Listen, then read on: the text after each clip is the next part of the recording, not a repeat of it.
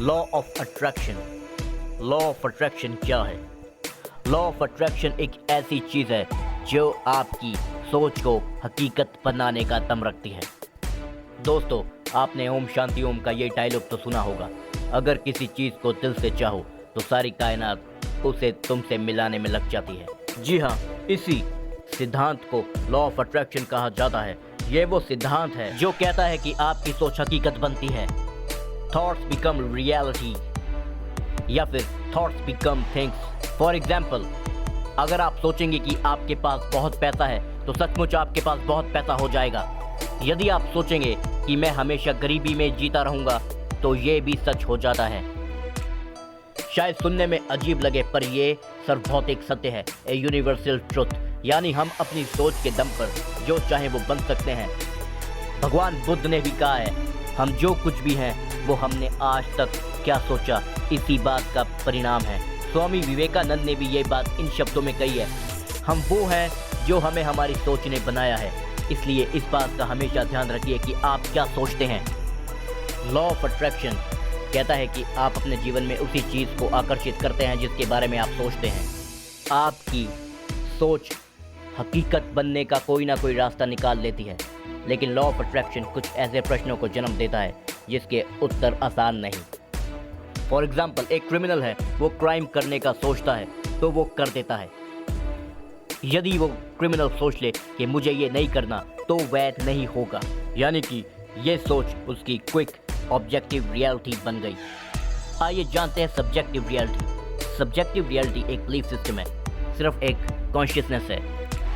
आप ही वो कॉन्शियसनेस है। हर एक चीज़, हर एक व्यक्ति जो वास्तविकता में है वो आपकी सोच का ही परिणाम है। शायद आपको दिखाई ना दे बट ये सच है। फॉर एग्जाम्पल, ऑफिस के अंदर किसी एक एम्प्लॉय को प्रमोशन मिलने की बात है। 2 एम्प्लॉय हैं, यानी कि 2 कैंडिडेट हैं, जिसमें से एक एम्प्लॉय सोच रहा है कि मुझे प्रमोशन मिलेगा, दूसरा एम्प्लॉय सोच रहा है कि शायद मुझे प्रमोशन नहीं मिलेगा। जो ये सोच रहा है उसे प्रमोशन नहीं मिलेगा, उसने अपने आप को कंपटीशन के अंदर रखा हुआ है। उसने वो कंपटीशन अट्रैक्ट कर लिया। शायद उसके जीवन में वो ही होगा। सही मायने में आपका जीवन एक सिमुलेशन है। आप शरीर नहीं हैं, आप सिर्फ एक कॉन्शियसनेस है। अगर आप दुनिया में शांति देखना चाहते हैं तो इसका मतलब ये है कि आप अपने जीवन के अंदर पूरी दुनिया के अंदर शांति इंटेंट कर रहे हैं। यदि आप लविंग रिलेशनशिप एंजॉय करना चाहते हैं तो सभी के लिए लविंग रिलेशनशिप इंटेंट कीजिए।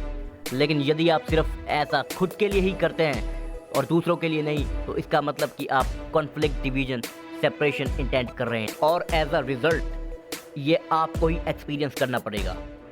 अगर आप किसी चीज़ के बारे में बिल्कुल ही सोचना छोड़ देंगे तो क्या वो गायब हो जाएगी? हाँ, टेक्निकली वो गायब हो जाएगी, लेकिन प्रैक्टिकली आप जिस चीज़ को क्रिएट कर चुके हैं उसे अनक्रिएट करना लगभग असंभव है।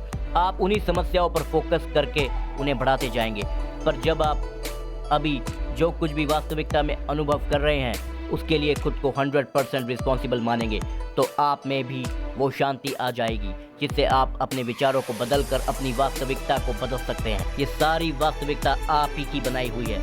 इसके बारे में अच्छा फील करिए, विश्व की रिचनेस के लिए ग्रेटफुल रहिए और फिर अपने डिसीजन और इंटेंशन से उस रियलिटी का निर्माण करना शुरू कीजिए। जो आप सचमुच चाहते हैं उसके बारे में सोचिए, जिसकी आप इच्छा रखते हैं, और जो आप नहीं चाहते उससे अपना ध्यान हटाइए।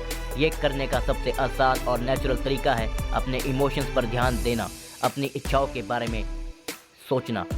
जिससे आपको अच्छा फील होता है केवल वो सोचिए, जिससे आपको बुरा फील होता है उसे सोचना बंद कर दीजिए। केवल अच्छी चीज़ों पर ही फोकस करिए। आप नोटिस करेंगे कि आपकी इमोशनल स्टेट काफ़ी तेज़ी से इम्प्रूव होगी और वह आपको फिजिकल रियलिटी में भी बहुत जल्दी दिखना शुरू हो जाएगी। आई होप आपको ये वीडियो पसंद आई होगी। अगर पसंद आई तो चैनल को सब्सक्राइब करें, अपने दोस्तों के साथ शेयर करें। धन्यवाद।